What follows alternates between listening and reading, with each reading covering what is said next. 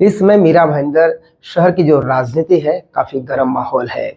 मैं आपको बता दूं कि आप सभी को पता होगा कि भारतीय जनता पार्टी की नगर सेविका व महिला बाल कल्याण समिति के सभापति अनीता पाटिल के भाई के ऊपर पोस्को के तहत मामला दर्ज किया जा चुका है और उन्हें पुलिस ने अरेस्ट भी किया है, जिसको लेकर विरोधी पार्टियों ने काफी हंगामा किया कि अनीता पाटिल को भी सह आरोपी बनाया जाना चाहिए और उन्हें अपने पद से इस्तीफा दे देना चाहिए। इन्हीं सब विषयों को लेकर आज हमारे साथ में एडवोकेट व भाजपा के नगर सेवक तरुण शर्मा और अनीता पाटिल जवाब देने के लिए सामने उपस्थित हुए हैं। चलिए देखते हैं उन्होंने क्या कहा। मैं इतना ही बोलना चाहूँगी कि देखो, ये जो वाकया हुआ है वो वाकया के मैं फेवर में नहीं हूँ, लेकिन जिसने किया है वो मेरा भाई है। उसको तो ऑलरेडी पुलिस ने गिरफ्तार किया है, वो बैठा है जेल में। और यहाँ पे क्या हो रहा है कि सब विपक्षी लोग जो गांव में जो अभी 2026 को इलेक्शन हुआ था उसमें जो हरे हुए जो 4-5 लोग हैं, उन्होंने मुद्दा उठा के खाली अनीता पाटिल को अरेस्ट करो, अनीता पाटिल को सह आरोपी करो, उनका राजीनामा ले लो। यही चल रहा है। ये किस लिए चल रहा है आपको भी पता है। मैंने उसके आगे जाके मैं बोलूँगी, मैंने खुद एक महिला होके मुझे भी बुरा लगा तो मैंने पुलिस स्टेशन में पुलिस आयुक्त जी को एक लेटर दिया कि जो आरोपी है वो आरोपी उसका सिद्ध हो जाएगा तो उसको कठोर से कठोर उसके ऊपर कार्रवाई की जाए। ये मैंने खुद लिख के दिया है। तो मैं उसमें सह आरोपी कैसे बनती हूँ? 25 साल से मैं नगर सेविका हूँ, बहुत अच्छे तरीके से काम कर रही हूँ। आप सोच सकते हैं कि लगातार 5 बार जब कोई चुन के आता है तो उसके पीछे बहुत सारी तपस्या रहती है, बहुत सारे काम करने पड़ते हैं, बहुत सारे लोगों के प्रॉब्लम्स में उनके साथ खड़े होना पड़ता है। लेकिन क्या होता है जब इलेक्शन आते हैं, जो चिल्ला के बता रहे हैं कि अनीता पाटिल को सह आरोपी करो। अभी सह आरोपी करने के लिए मैंने तो कुछ ऐसा किया नहीं है। भाई होने का मतलब ये नहीं होता है वो भाई कभी मेरे जब अच्छा था तभी मेरे यहाँ कभी राखी बांधने को आया होगा तो मैं उसको तो धक्का मार के दूर नहीं कर सकती हूँ। आया होगा तो मैंने राखी बांध दिया होगा। अभी उसका परिवार अलग, 40 से 45 साल मेरे शादी को हुआ है, मैं अलग रहती हूँ, मेरा परिवार है, उसका परिवार अलग है, तो मैं यहाँ उसके साथ कैसे हो गई? मैं उसका फेवर कैसे कर रही हूँ? अभी फेवर करना होता तो मैं पुलिस आयुक्तों की खुद लेटर नहीं देती थी कि उसके ऊपर कठोर से कठोर कार्रवाई हो जाए। आपका एक ऑडियो वायरल हुआ जो कि बताया जा रहा है कि आप उस पीड़िता को धमका रही हैं और पैसे देने की बात कर रही हैं। नहीं, ऐसा मैंने कोई ये किया नहीं है। जो ऑडियो जो किया था, जो ये हुआ था, लीक हुआ था, या तो बता दिया था इसको मीडिया को, वो मेरा उसके साथ जिसके साथ भी कम से कम आधे घंटे का हमारा बातचीत हो गया था, उसमें 4-5 सेकेंड का खाली कुछ मेरा आवाज उसमें बताया गया है।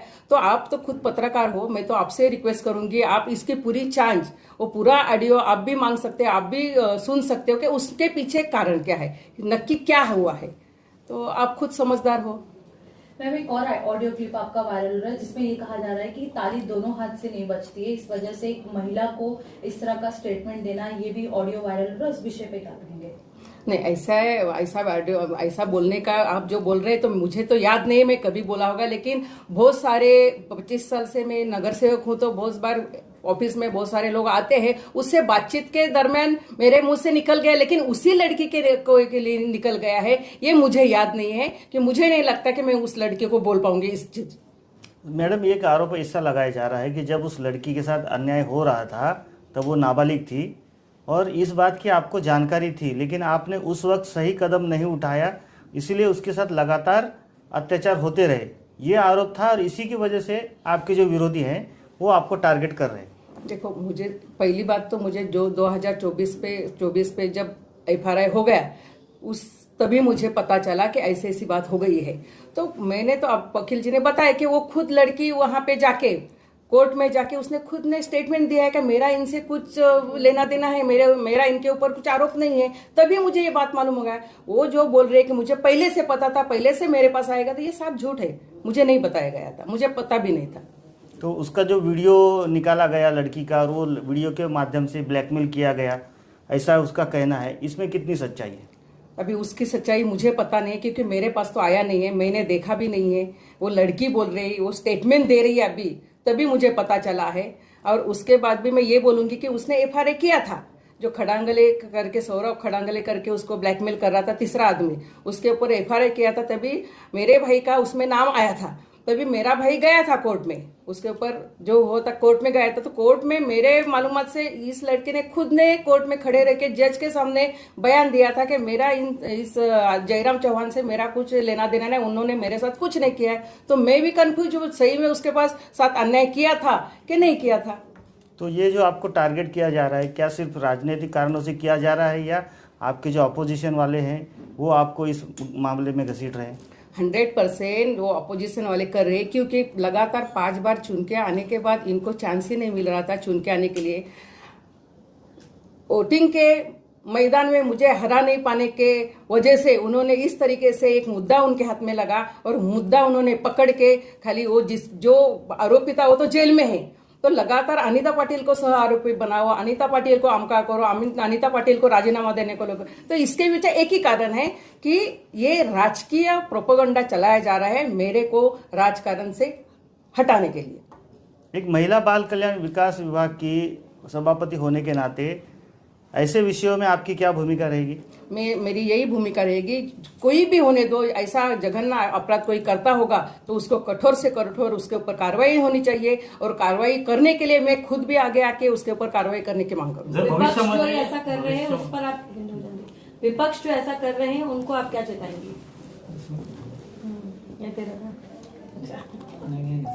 विपक्ष को यही बोलूंगी कि राजनीति करनी है तो एकदम स्वच्छ राजनीति कीजिए। किसी के ऊपर आरोप करके वो आरोप सिद्ध नहीं होता है। कोई भी एक बात होगी वो 10 बात झूठ बोल के आरोप सिद्ध नहीं होता है। और मैं तो विपक्ष को यही बोलूंगी कि गंदी राजनीति छोड़ दो, अपनी सही राजनीति करो, कि अच्छा से काम करो और अपना नाम बनाओ। आप भी अगले बार चुन के आ सकते हो। देखिए, जिस प्रकार आप सभी को पता है, पूरे मीरा भाईंदर में एक प्रोपोगेंडा, आप ऐसा बोल सकते हैं कि एक टीवी पे, न्यूज पे, सब जगह पे अनीता पाटिल जी को क्रिमिनल घोषित कर दिया कुछ लोगों ने। और वो लोग कौन थे? वो उनके प्रभाव के लोग थे जो आइदर पहले बीजेपी में थे, जिनको टिकट नहीं मिली, जिनको कुछ ना कुछ कारण से उन्होंने भारतीय जनता पार्टी छोड़ी।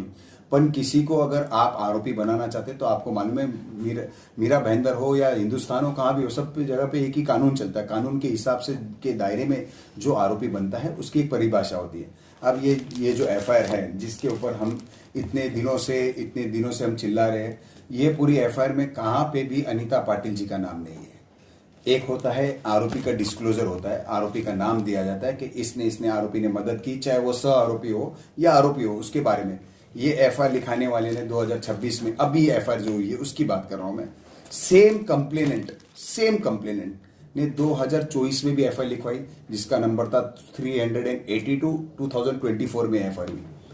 और ये एफआईआर जो आज एफआईआर है उसमें उनका ऐसा बोलना है कि उनके साथ जो भी दुर्व्यवहार हुआ, जो भी घटना घटी, वो भी 2024 में ही हुई उसी व्यक्ति के द्वारा। तो हमारा जब एक एज अ लॉयर मेरे को आप पूछे तो हमारा ये आर्ग्यूमेंट होता है, कभी भी हम पूछने जाते कि जब आपने 2025 में 2024 में एक एफआईआर लिखवाई तो उसमें ये सब विषय क्यों नहीं थे? क्या कारण था कि जब आपने 2024 में एफआईआर लिखी, जब ये मिसिंग था, अचानक से 2026 में एक और एफआईआर आती है, उसमें कुछ नए फैक्ट्स आते?